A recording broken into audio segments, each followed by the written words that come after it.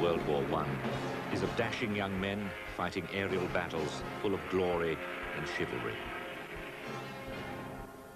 Yet far below those pilots lay the true reality of the war to end all wars. The wretched indignity of the trenches with their mud, stench and rats, where 10 billion soldiers lost their lives in 4 years as the two sides shelled each other across the fields of northern France without pity, day and night. No wonder so many men looked to the sky for an alternative.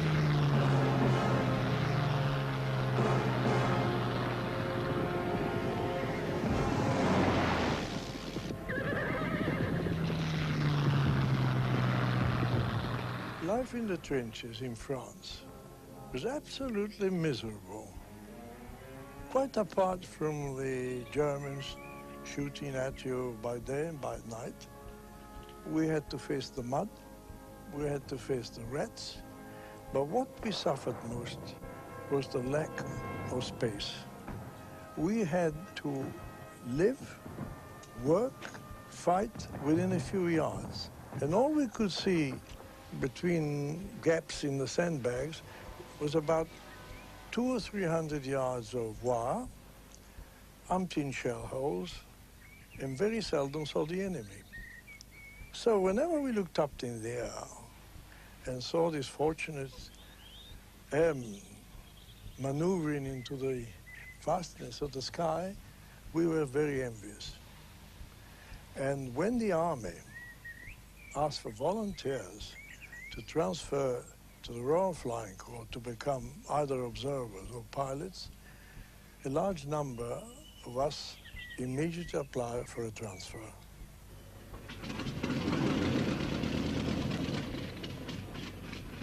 This is the story of the cavalry of the air, the daring young men in the flying machines who were the eyes of the army. The Royal Flying Corps was formed in 1912. Its main purpose, to give the soldiers on the ground vital information. In lumbering, vulnerable biplanes, they constantly took the fight to the enemy, often spending 2 hours or more at nearly 20,000 feet. They took remarkable photographs which identified the smallest change in position of an enemy gun emplacement. RFC observers took 88,000 negatives for one battle alone.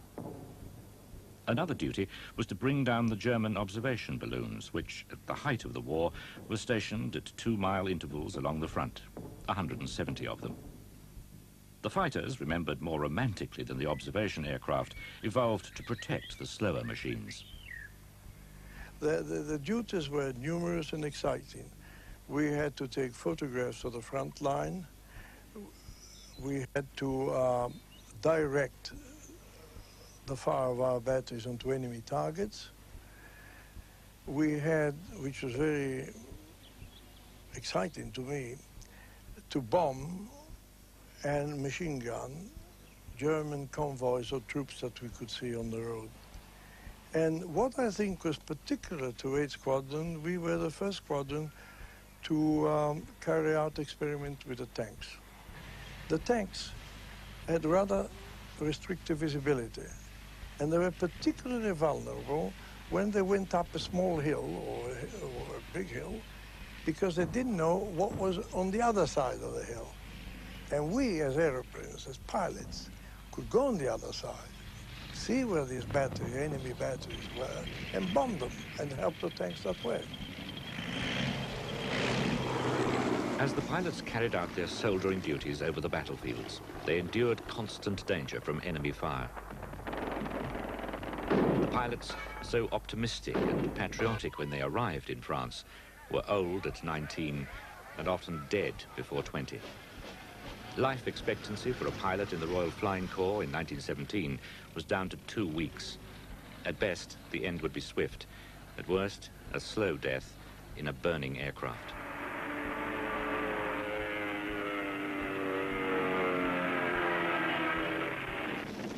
Mind you, if aerial combat against the Germans looked like killing the flower of Britain's youth, it was a prospect only slightly more hazardous than the pilot's initial training.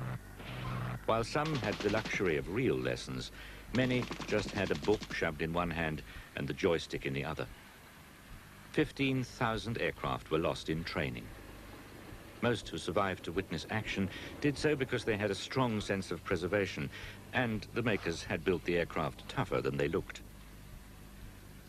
We had a 3-cylinder, 35 horsepower Anzani in a single-seater job, and we gradually, without any dual control at all, I had one ride around the aerodrome with the chap who ran the unit, and about 400 feet, and I very pleased with myself because I didn't feel dizzy or anything. It seemed quite nice. And without any dual control at all, I gradually got myself into the air. I always say that I held a book in one hand, which was written by a Frenchman, and the joystick in the other. And as I went along, I read how you did it. They didn't tell you much. I borrowed £75 from my father and went to Hendon, the civil school. And there at Hendon, there were 3 schools down the apron. Graham White's school, they were employed teaching naval people. The London and Provincial School, the Beatty Wright School, and a 4th, the Raffy Beaumont School. I passed the Beatty Wright School, and they longed to have my £75. The chief instructor there wanted me to join that, and took me up in a little Wright biplane. It had an 80-horse rotary engine. Rotary is where the cylinders revolve like a Catherine wheel with a propeller attached to it on a crankshaft is stationary. And he said to me, "Young man, you ought to learn to fly this aircraft. It's a wonderful aircraft, all out 35 miles an hour, dead man at 34. And for those who came through the rigors of training, it was off to France and the glories of battle. With just 15 hours of flying, the young hopefuls were launched into war. Some were so young that at any other time they'd still have been at school. Yet there they were, over strange, hostile land, covered in oil, cold, and woefully undertrained.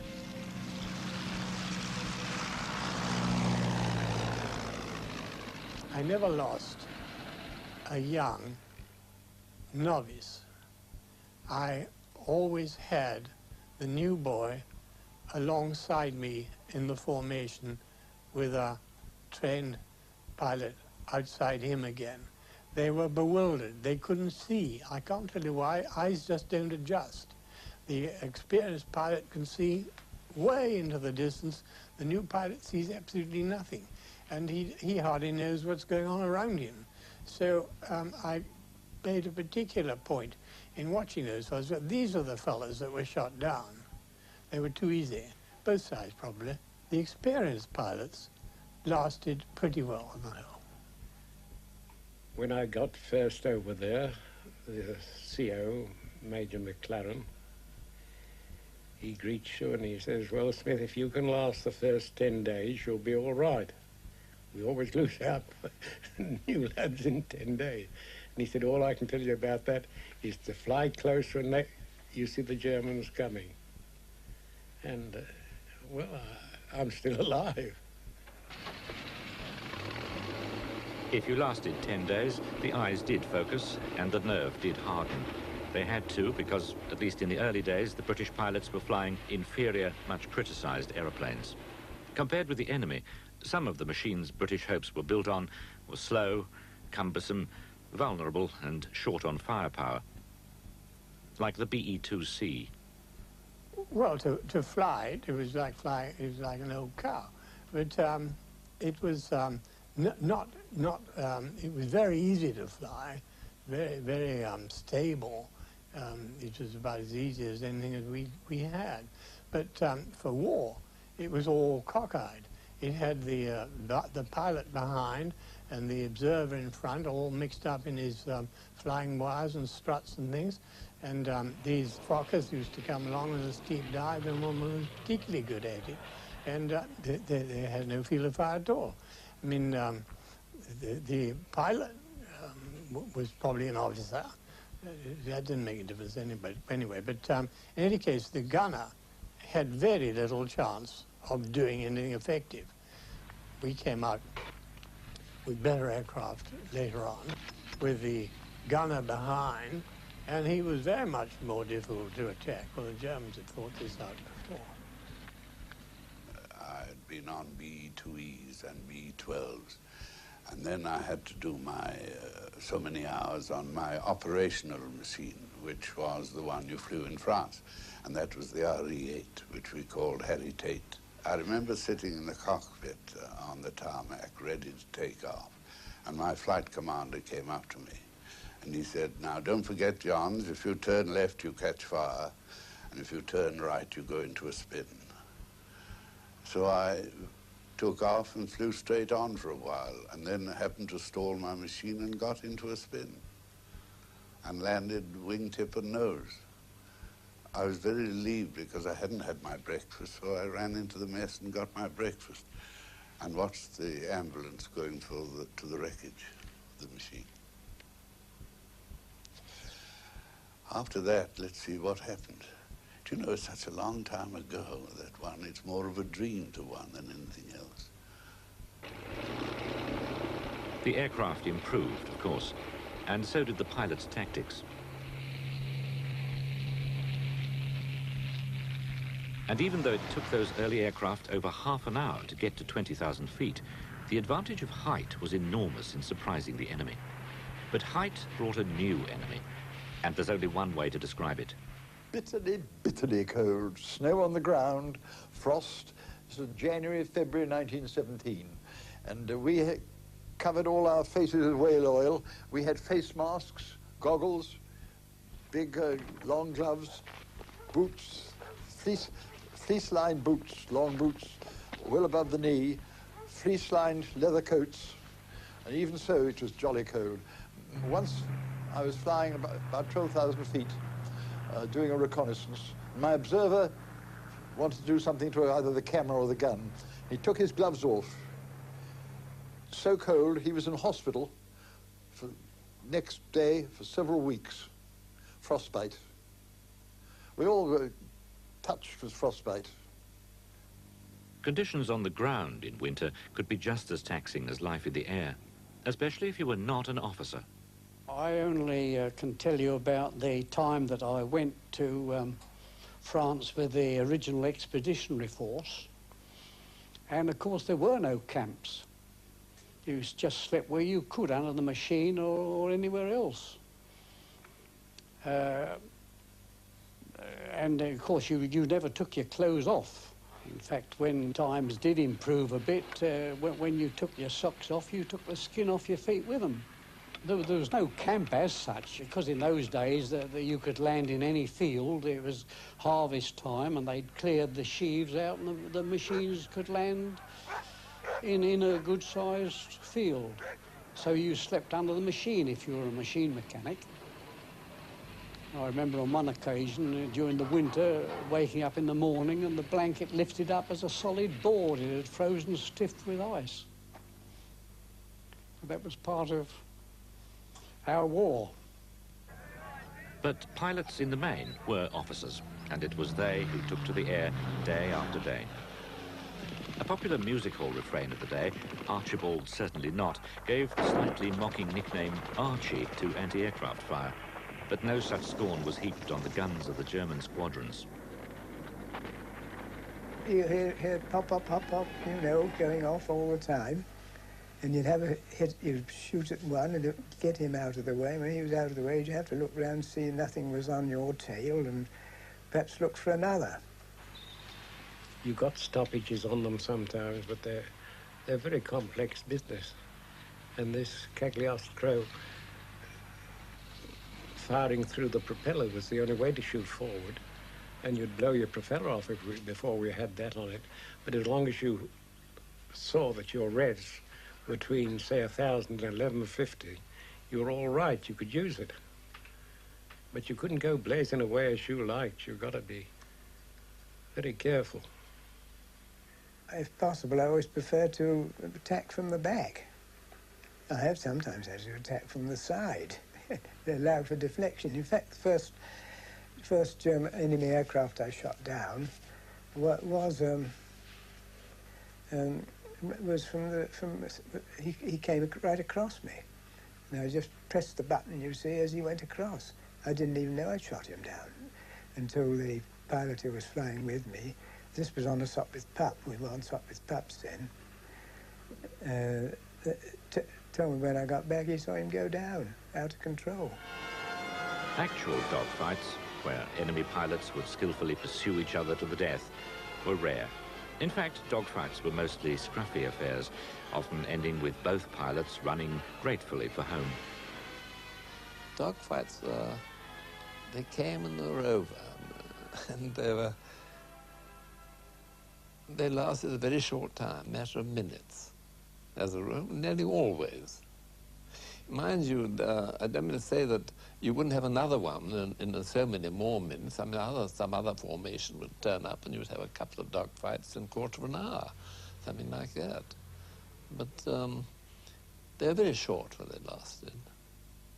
Well, a dogfight, you see, was when you really got mixed up. The two sides got mixed up, the enemy and ourselves. Well, you just had to fight then. You couldn't do anything else.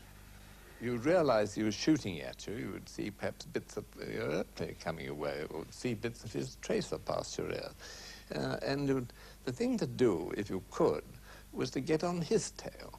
And that's the one thing that we had to be able to do was to do a climbing turn. We'd do a climbing turn and round, or possibly a climbing turn at the top of it to a half roll, and try and get on his tail. And if you got worsted, the only thing to do was to spin. Once you put your aircraft into a spin, you were pretty well invulnerable. But you've got to remember that all the fighting took place well this side of the lines, and there was always a strong, or generally the prevailing wind was in the west, and quite strong.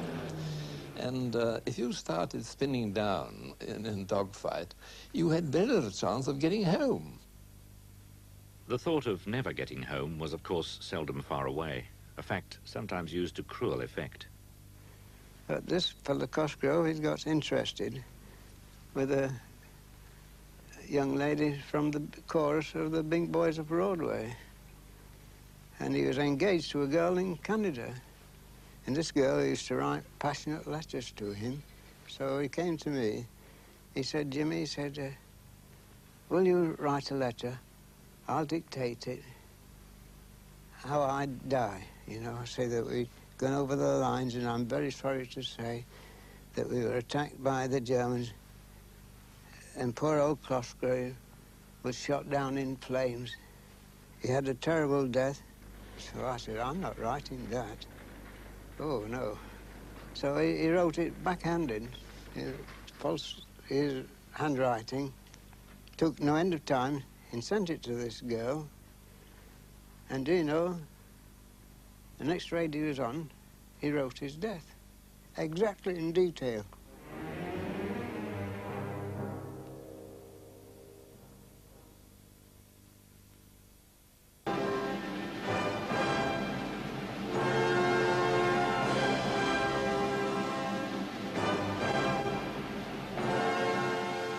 From the thousands who flew and fought and died in the skies over northern France, there emerged on both sides an elite. Men whose flying skills and marksmanship set them apart from the others. They were the aces. Perhaps the best remembered of all is the German Baron Manfred von Richthofen. He was a legend even during the fighting. Partly because he flew a bright red aeroplane, partly because, unlike the reserved British, the Germans had a well-oiled publicity machine. Richthofen was unquestionably an accomplished fighter. He once said, "After I have killed an Englishman, I am only satisfied for a quarter of an hour."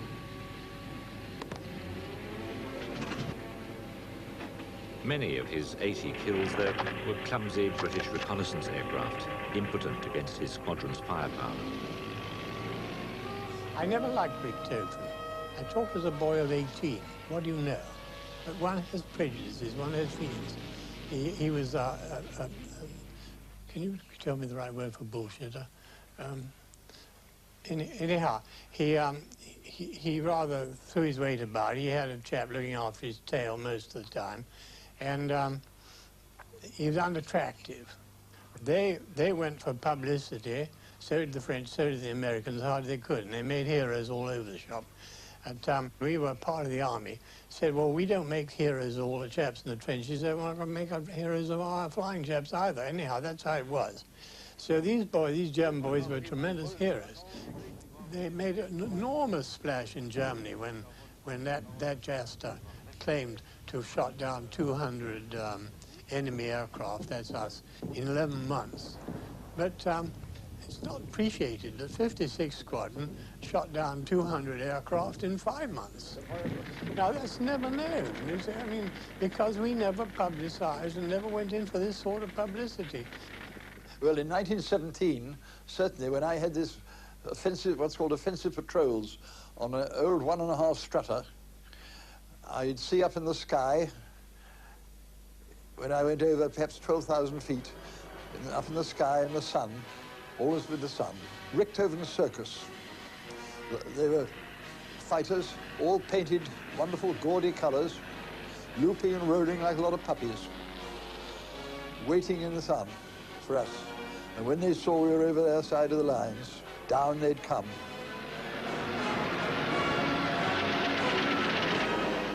I worked out a maneuver. Directly they started diving, I gave the signal, and we went round in a circle, chasing each other's tails, so all the 6 rear gunners could concentrate their fire on the descending Germans. And then I would move that circle very slowly round over our lines and get to the safety. But the trouble was, our youngsters, they came out from England very inadequately trained and probably made a mess of their engine controls and couldn't keep up. And I used to say to them, if you lag behind, you're a dead boy. When Richthofen died, the Germans lost their biggest hero, and his death was marked by national mourning. When I saw him, I felt very sorry because he looked a typical pilot of age 20 to 25, and I knew of his reputation and all his achievements, and I thought better we didn't get him as a prisoner rather than being killed. We had our outstanding heroes too. Lieutenant Freddie West won the Military Cross and the Victoria Cross. His VC was for 2 remarkable episodes of devotion to duty in the summer of 1918. He was firing at enemy tanks when his aircraft was hit. He brought it down on the front line and ran to the tank commander to report the enemy's position. The next day, he was deep behind enemy lines when 7 aircraft attacked him. His leg was severed and he had to lift it off the controls. He was wounded in the other leg as well, but turned his aircraft so his observer could fire back. He nursed the aircraft home, landed safely, and when he regained consciousness, insisted on writing his report. Because when the Canadian soldiers who rushed up to my machine to try to get me out, because I was bleeding profusely on my left leg, I asked them to get in touch with our squadron and tell them that I had some important information to give them about location of enemy troops. And they said, all right, leave it to us. And as a matter of fact, within a matter of half an hour or so, an officer came and I gave him the details of the location. And I always remember that the fellow concerned said, well done, and forgetting that I was practically without a leg, he gave me a cup of tea for thanks. Other heroes who filled the front page with their exploits didn't survive the battles. They're not forgotten by those who shared those days with them. An ace, terrible word. The Royal Flying Corps was full of characters and individuals. And the great first one was Billy Bishop, whom I taught to fly in 1916. Billy was not a brave man, because the reason is he didn't know what fear was, and he was a remarkably fine shot. Edward Albert Ball, who was in the 60th Squadron, he was quite different temperament. He knew what fear was, and he overcame it. When he finished patrol, Ball, he came down. All he wanted to do was one of two things: play his violin or go out and work in his little garden. Mick Mannock was a fine chap, wonderful shot, killed in a stupid aerodrome accident. And he was the one who developed fine tactics. He once said to me, "Harold, my boy, remember one thing. He who fights and runs away lives to fight another day." And he said, I always remember that. In those dark, hard days of 1917, every takeoff might be your last. But constant death didn't necessarily fill everyone with gloom. The morale in the squadron was wonderful. Great fun we had, we lived well, enjoyed ourselves. When there was a blank place at the table because somebody had been killed, well, that's just too bad, so-and-so, he's gone west. And we just went on, somebody playing a piano and everybody singing, and perhaps having another drink. It was a great comradeship. If you compare the standard of living between the RFC and the infantry, there's no comparison. It was heaven. No more rats, no more mud, no more firing. You had a bed to sleep in. Amusingly, but sadly, whenever we had casualties, we immediately pinched the fellow's carpets or any little things he had agreeable in the hut and made our place even more comfortable. In the mess, you all sat like a T, and as you arrived, you were at the bottom of the T. Pilots on one side, observers on the other. And as a person was shot down, you moved up one, the T. Can you imagine this? And the new arrival sat at the bottom of the T. I should say within 6 weeks, he was at the top of the T, near the CO's table. Most soldiers thought the RFC fought a cushy war because, if nothing else, they had a bed and a meal each night, presuming they survived to see nightfall. But it was the waiting for death which took its toll on aircrew, particularly death by fire. It was nothing for pilots to have a dozen nightmares in one night. Many drank heavily, sometimes just before a patrol. But it was the faces of the young men which told the real story of the strain of flying intensely noisy, vibrating aircraft in freezing weather, starved of oxygen. Some were constantly afraid because they knew death was inevitable.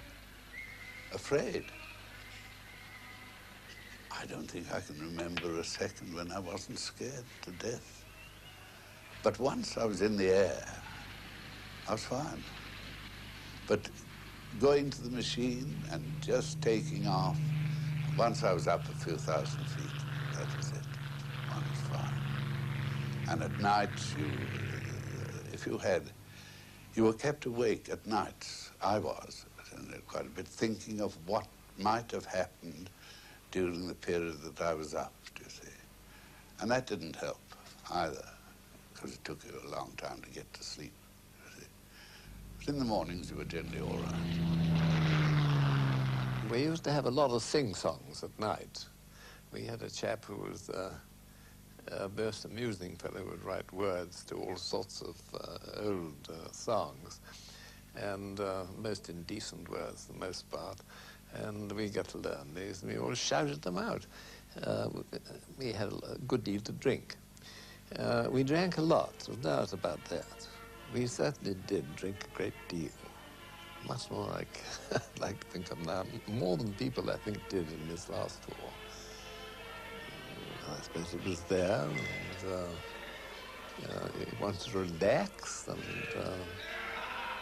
you drank. I don't think it affected, we were all pretty young, really. I could never fancy myself shooting a man in cold blood straight up to him or running a bayonet into him. I thought, that's no good for me. I must get into the Air Force or something where I can kill them without being seen. I couldn't face doing it.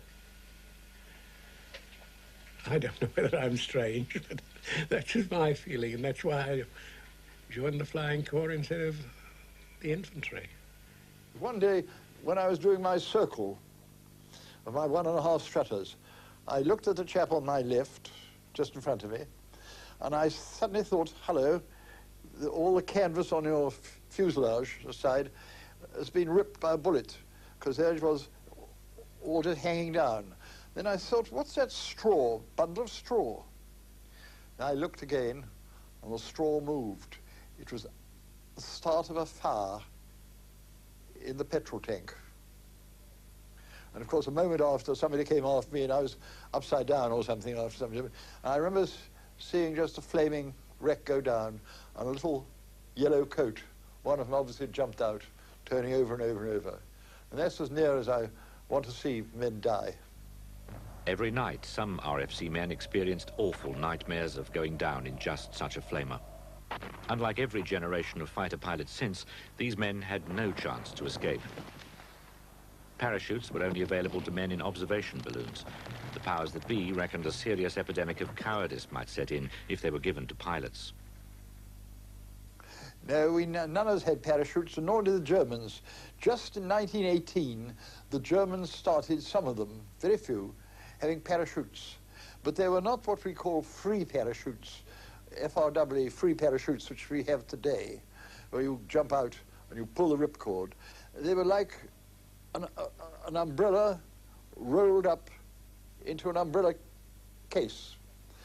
And when the pilot jumped, the umbrella had to come and be pulled out of its case and then opened. Well, of course, probably, quite likely, some part of the aircraft would hit the pilot, or the thing wouldn't unfurl properly. They never became into general use. And the free parachute, such as we employ now, really started in the Royal Air Force about 1923. What you don't have doesn't worry you. It was a very unpleasant idea of being burnt alive. Many people jumped, when their aircraft was burning.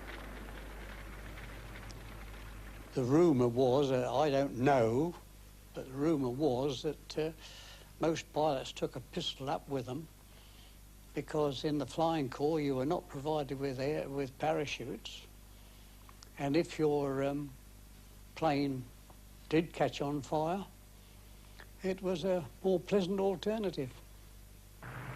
A common image of the war in the air is one of mutual respect, that somehow the pilots of the Royal Flying Corps and the German squadrons were involved in a clean fight. For those who were there, the recollection is a lot different. Well, mostly I would say it's a lot of balls.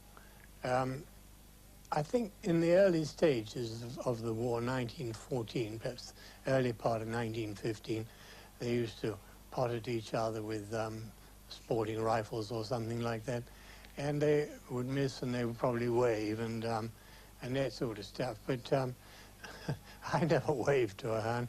If there was any chance of shooting him down, I did. And I know no Hun would spare an effort to shoot me down if he could. I was flying a Spad, and we were circling from, you tried to get above the other man and behind him. And suddenly I ran out of ammunition. And I was wondering what to do next, when to my surprise, the other fellow stopped firing. And we circled around one another. He had run, apparently also run out. And we circled one another, and he waved to me, and I waved to him. And he went back to Germany, and I went back to the front. I never saw, neither any of my colleagues, any acts of chivalry, either on the German side or our side.